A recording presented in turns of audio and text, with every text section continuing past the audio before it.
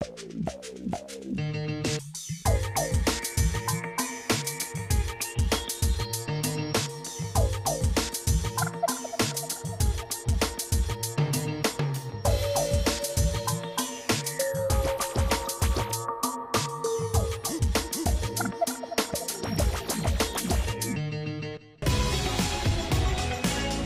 l'émission précédente, nous avons choisi un escalier en bois pour le premier étage.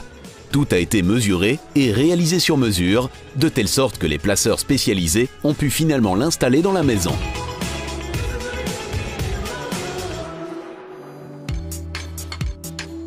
Dans cette émission, nous effectuons les préparatifs nécessaires pour la finition du sol. Avant de pouvoir carreler, nous devons d'abord laisser s'échauffer la chape. Et pour cela, nous avons besoin d'un chauffage par le sol qui fonctionne et donc du gaz. Dans cette phase, nous pouvons uniquement effectuer nous-mêmes les préparatifs pour le démarrage du chauffage par le sol. Nous les achevons en 2 heures environ. Multipliez ceci par le coût horaire moyen d'un placeur spécialisé et vous pouvez quand même économiser 80 €.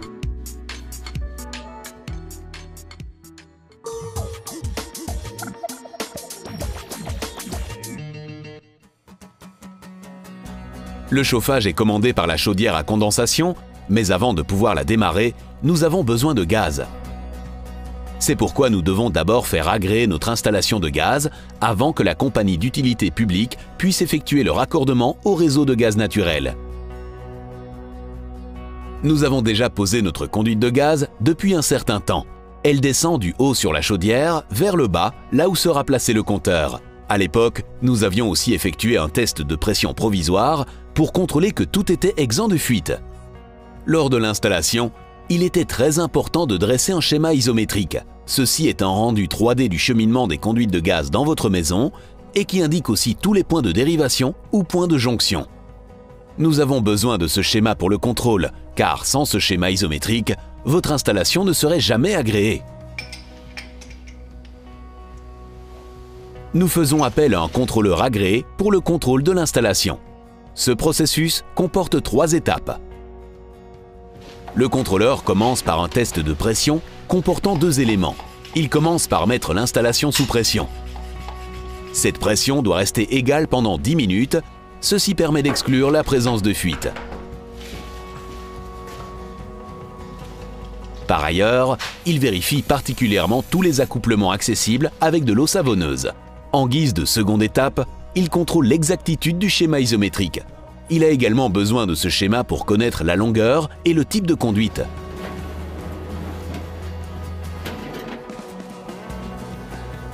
Sur la plaque signalétique de la chaudière proprement dite, il peut prendre connaissance de toutes les autres données techniques de l'installation. Avec ces infos, il peut passer à la dernière étape du contrôle, à savoir le calcul de la perte de pression. Si toutes les valeurs sont conformes aux normes et si la chaudière offre le débit exigé, votre installation est en ordre. Toutes les mesures et étapes exécutées sont encore finalisées sur papier, de sorte que vous recevez aussi effectivement une attestation physique. Conservez-la bien et veillez à avoir aussi les feuilles blanches lors de l'étape suivante du processus, le raccordement au gaz.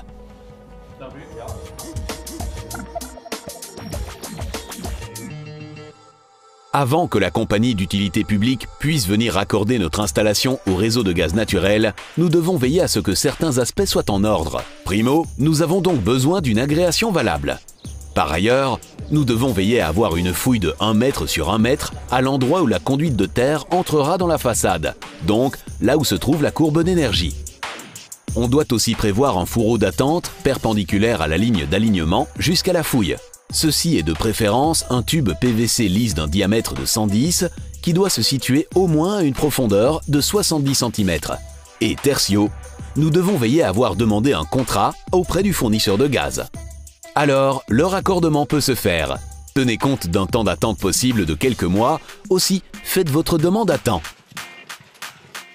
L'installateur commence par tirer une conduite à travers la bonne ouverture dans la courbe d'énergie. Il va la raccorder au compteur de gaz qui doit encore être installé. Un emplacement a été prévu à cet effet sur la plaque multiplex que nous avons prévue au-dessus de notre courbe d'énergie. Un compteur de gaz ne peut jamais être suspendu droit sous l'électricité en raison des risques d'incendie. d'où le fait que celui-ci est le plus souvent placé à côté ou au-dessus de l'armoire électrique. Tous les raccordements de la conduite en cuivre sont réalisés étanches aux fuites avec une presse.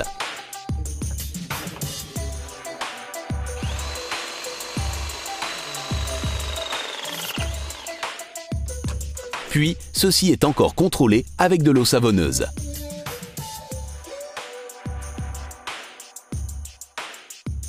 La conduite de gaz à l'intérieur est également raccordée au compteur de gaz. Ceci doit toujours se faire via une pièce en T. Une sortie est raccordée au compteur, tandis que l'autre reçoit un arrêt. Celle-ci peut alors être utilisée quand une mesure de pression doit être réalisée ultérieurement. Dans la phase suivante, l'installateur réalise une dérivation sur la conduite de gaz principale existante. Celle-ci est libérée par le fournisseur lui-même parce que celle-ci se situe sur un terrain public et que nous ne pouvons pas le faire. Durant ce raccordement, on accorde du reste une attention suffisante à la sécurité parce que le gaz n'est pas coupé pendant les travaux. Des sources d'inflammation possibles, telles qu'un téléphone mobile ou une cigarette, ne peuvent pas être présentes et un extincteur est toujours conservé à proximité. Maintenant, le placeur fond en raccord avec la conduite principale au moyen de la technique de l'électrosoudage. En vue d'un raccordement optimal, il commence par rendre la conduite rugueuse et il utilise des colliers de serrage rond afin que le tube reste bien rond.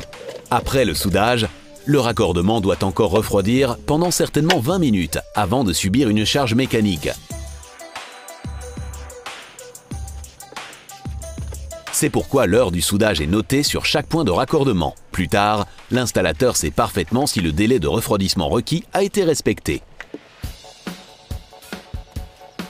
Au-dessus de la courbe d'énergie, donc là où la conduite de gaz entre dans la maison, on appose également une marque d'identification sur la façade. Celle-ci doit toujours y être suspendue au cas où l'on doit travailler plus tard sur la conduite de gaz.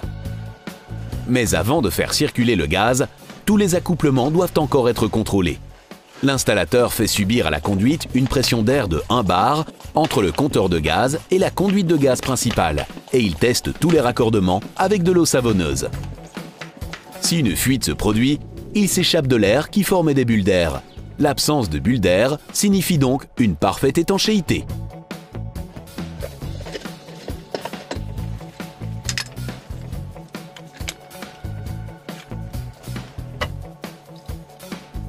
Le gaz peut maintenant être acheminé sur la dérivation en perçant la conduite principale.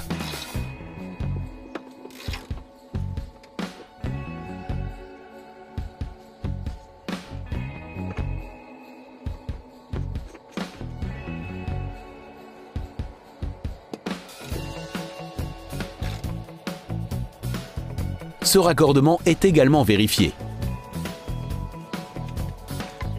Le raccordement se termine par la finalisation du compteur de gaz. Si vous n'avez pas encore d'agréation valable ou de contrat d'énergie, on prévoit à ce moment-là un joint fermé, de sorte que le gaz ne peut pas encore entrer dans votre installation. Il vaut donc mieux veiller à ce que tout ceci soit en ordre, de telle sorte que l'arrivée du gaz peut se faire dans votre installation. Ceci peut vous faire économiser aussi des frais supplémentaires. À la fin, le placeur suspend un seau sur le compteur de gaz et les raccordements. Si celui-ci devait être cassé, on peut détecter une fraude énergétique.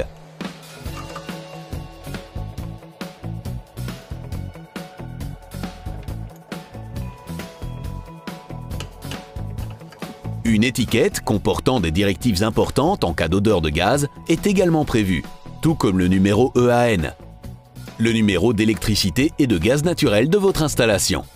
Après s'être acquitté des tâches administratives nécessaires, le raccordement au gaz naturel est une réalité.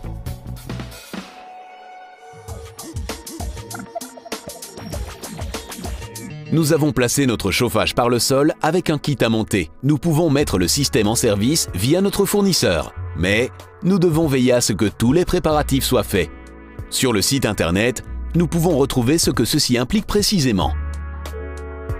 Entre-temps, le gaz pour la chaudière est disponible. Nous avons placé une prise électrique près de la chaudière et les thermostats d'ambiance sont également suspendus. Il ne nous reste qu'à remplir l'installation. Des instructions expliquent comment faire. Nous commençons par raccorder un tuyau d'arrosage sur notre collecteur retour, de telle sorte que ceci est notre point de purge provisoire. Puis, nous veillons à ce que le set de remplissage soit raccordé sur la chaudière et ouvert. De cette manière, nous assurons l'arrivée d'eau dans notre système. Maintenant, nous pouvons remplir.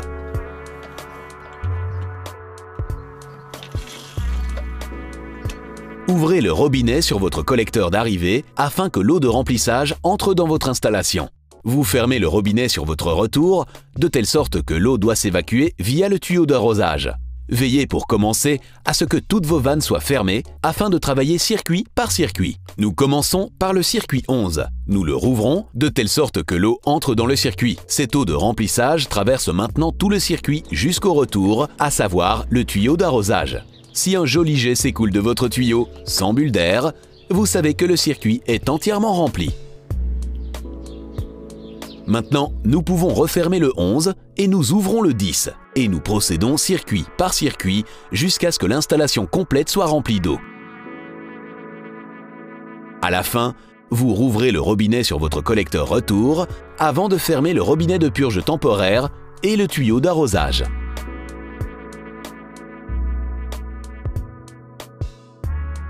Tous les circuits peuvent maintenant être ouverts complètement et vous verrez ainsi la pression sur la chaudière grimper jusqu'à 1,5 bar. Cette pression est parfaite, donc nous refermons le set de remplissage.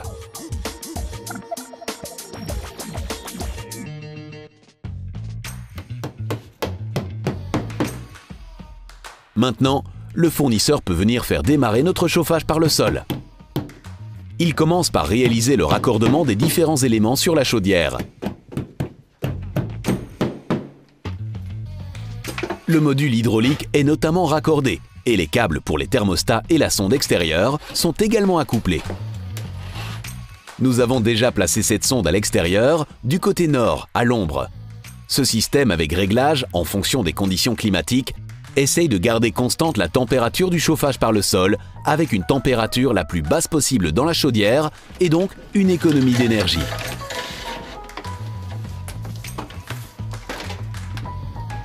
Dès que tout est raccordé à la chaudière, les thermostats sont également démarrés. Nous avons prévu un câble EIB jusqu'au bon emplacement et avons suspendu le boîtier. L'installateur se charge du branchement électrique.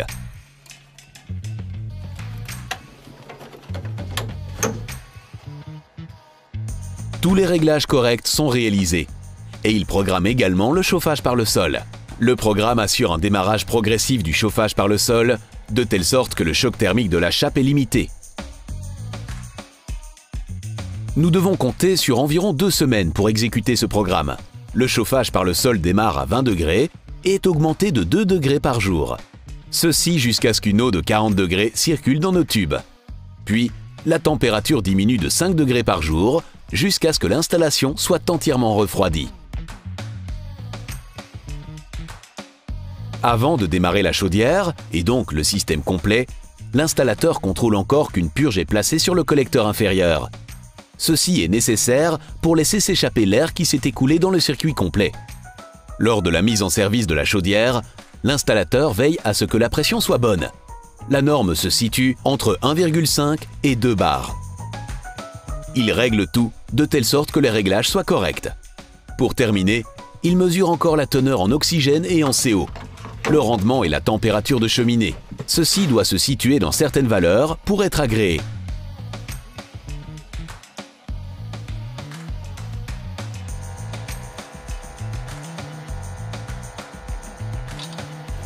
Cette agréation est d'emblée octroyée et vous donne une chaudière légitime pour 2 ans. Puis, un nouvel entretien doit avoir lieu pour retrouver une installation valable. Avant de partir, le fournisseur explique encore quelques manipulations de base pour la chaudière à condensation. Ainsi, il nous apprend que nous devons contrôler régulièrement que la pression se situe encore entre 1,5 et 2 bars et comment l'ajuster soi-même en ajoutant de l'eau sur le circuit. Tout est finalement prêt pour entamer la finition du sol.